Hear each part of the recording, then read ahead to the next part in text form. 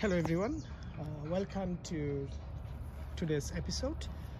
Today I am going to tell you in details and show you how I have prepared the ground to plant bottle gourds. As you can see here, these are the bottle gourds.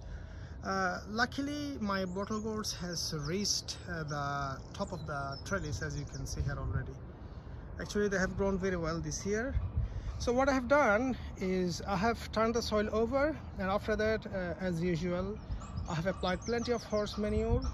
Then I have applied TSP or triple superphosphate, or you may know it as a Gromor granule. And after that, I have applied fish bone meal as well. And I have mixed all those fertilizers together. Then I have planted the bottle gourd plants. So this is bottle gourd, as you can see here. This is bottle gourd plants. This one is chocho, and this is another bottle gourd plants. As you can see here, you can see the tip of the plants, and that's the longest one of all. Actually, you can see the screening here. I had to protect them from the sunburn, because those plants has been grown indoors. If I don't use the screen, they will suffer from sunburn. That's why I had to protect them from the heat of the sunburn. And when the plant gets stronger, eventually I will take them out. আজকের এই এপিসোডটি আপনারা যারা দেখছেন সবাইকে ধন্যবাদ। আসসালামু আলাইকুম ওয়া রাহমাতুল্লাহি ওয়া বারাকাতুহু। আজকে আমি আপনাদেরকে কিভাবে লাউ খদু লাগানোর জন্য অথবা বটল গোর্ড লাগানোর জন্য জায়গা রেডি করতে হয় সে ব্যাপারে একটু বলবো। আপনারা দেখতে পাচ্ছেন আমি এখানে অলরেডি বটল গোর্ডের চারা রোপণ করে দিয়েছি, আমি খদু চারা রোপণ করে দিয়েছি। তো রোপণ করার জন্য আমি যে কাজটা করেছি সেটা হচ্ছে মাটিগুলোকে ভালো করে কর্ষণ করে নিয়েছি। তারপরে আপনারা দেখতেই পাচ্ছেন যে এখানে হর্স ম্যানিউর প্রয়োগ করা হয়েছিল। তারপরে এই যে গুটি সার, মাটি সার, টিএসপি অথবা গ্রোমোর যে নামে আপনারা চিনেন। তারপর আমি ফিশ বোন মিল প্রয়োগ করেছি।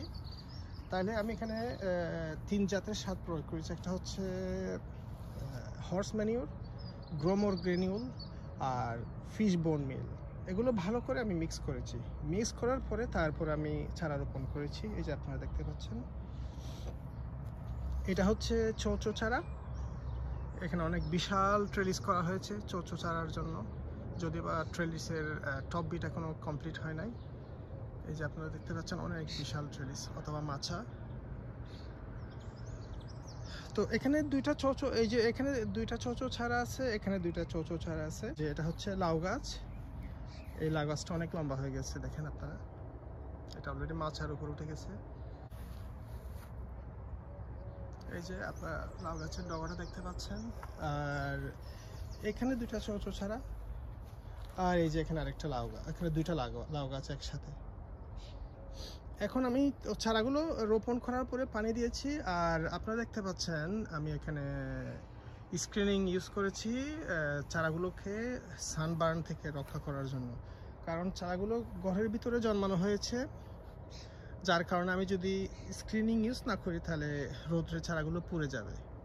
অলরেডি আমি দেখতে পাচ্ছি এই যে এই ডগাটার অংশটা একটু সানবার্ন এফেক্টেড হয়ে গেছে।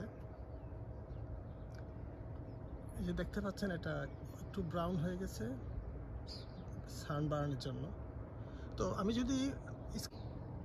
আমি যদি স্ক্রিনিংটা ইউজ না করি তাহলে কিন্তু চারাগুলো মরে যাবে। তো এখানে চারাগুলো যখন একটু শক্ত হবে তারপর আমি স্ক্রিনিংটা রিমুভ করে ফেলবো। তো আপনারা যদি লাউ গাছ লাগাতে চান, এটা এখন পারফেক্ট টাইম, স্পেশালি ইউকেতে। আমি যেভাবে চারা রোপণ করেছি আপনারা সেম মেথড ইউজ করতে পারেন যদি চান। তো সাথে থাকার জন্য ধন্যবাদ।